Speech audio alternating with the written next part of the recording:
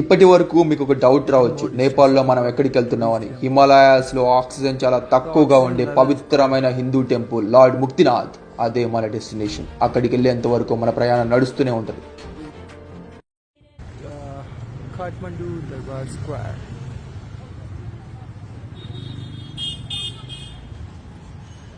స్వయంభునాథ్ దర్శనం చేసుకుని అక్కడి నుంచి world heritage site Kathmandu Durbar స్క్వేర్కి వెళ్ళిపోయాం. ఇది ఒక కింగ్స్ ప్యాలెస్.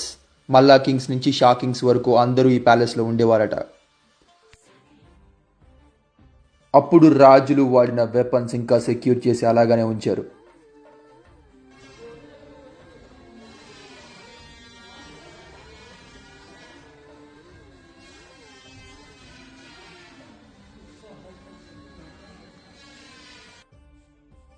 ఇక్కడ మనం చూస్తున్న కన్స్ట్రక్షన్స్ అన్ని 12వ శతాబ్దం నాటివి.